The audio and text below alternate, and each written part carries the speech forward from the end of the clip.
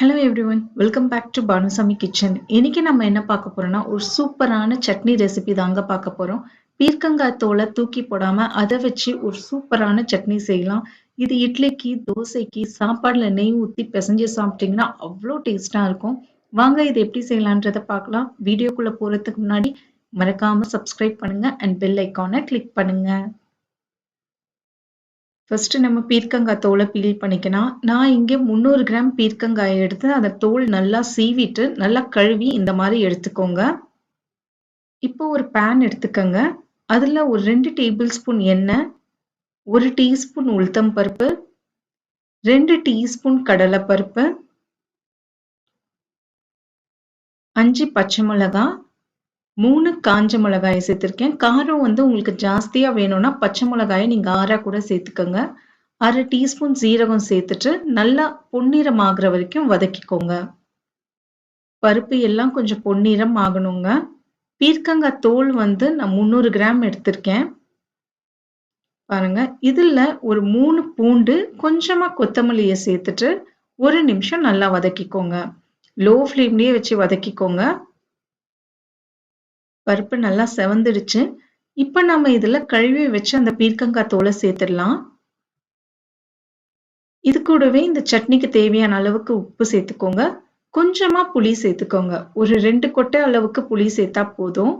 சேர்த்துட்டு நல்லா வதக்கிக்கோங்க. இந்த பீர்க்கங்காய் தோலை நிறைய ஃபைபர் இருக்குங்க. இது உடம்புக்கு ரொம்பவே நல்லது. விட்டமின் சி இருக்கு. இதுல கொஞ்சமா மஞ்சத்தூளும் சேர்த்துக்கோங்க.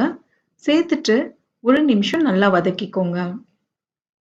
நீங்க எப்பெல்லாம் பீர்க்கங்காய் வாங்குறீங்களோ அப்போ இந்த தோலை தூக்கி போடாதீங்க. இந்த மாதிரி சட்னியை செஞ்சு நீங்க ஃப்ரிட்ஜில் 1 வாரம் ஆனாலும் வச்சுக்கலாம், கெட்டு போகாது. பாருங்க, நல்லா வதக்கியாச்சு. இப்போ இதுல கொஞ்சமா தண்ணி ஊத்திட்டு ஒரு மூடியை போட்டு 2 நிமிஷம் லோ ஃப்ளேம்லயே வச்சிருங்க. 2 நிமிஷத்துக்கு அப்புறம் நம்ம ஓபன் பண்ணுவோம்.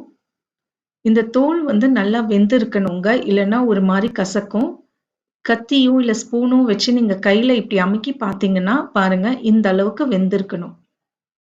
இப்போ இதை நல்லா ஆற விட்டு நம்ம அரைச்சி எடுத்துட்டு வந்துடலாம்.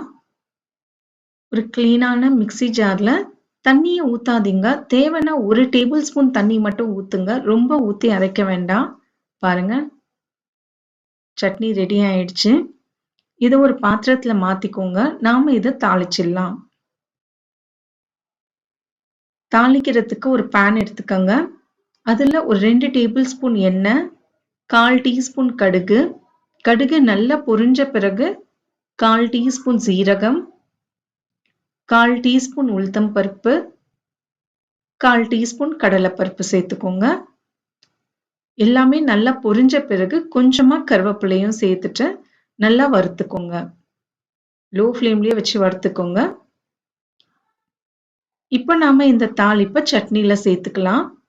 சூப்பரான பீர்க்கங்காய் தோல் சட்னி ஈஸியா நம்ம செஞ்சிடலாம். இதை நீங்க கிளாஸ் ஜார்ல போட்டு ஃப்ரிட்ஜில் 1 வாரம் ஆனாலும் வச்சு சாப்பிடுங்க, கெட்டு போகாது. நீங்களும் ட்ரை பண்ணி பாருங்க. இட்லி, தோசைக்கு வச்சு சாப்பிடலாம். சாப்பாடுல நெய் ஊத்தி பிசைஞ்சு சாப்பிட்டீங்கன்னா அவ்வளோ டேஸ்டா இருக்கும். ட்ரை பண்ணி பாருங்க. எப்படி வந்ததுன்றதை எனக்கு கமெண்ட்ஸ்ல சொல்லுங்க. மறக்காம சப்ஸ்கிரைப் பண்ணுங்க அண்ட் பெல் ஐக்கானை கிளிக் பண்ணுங்க. தேங்க்யூ ஃபார் வாட்சிங்.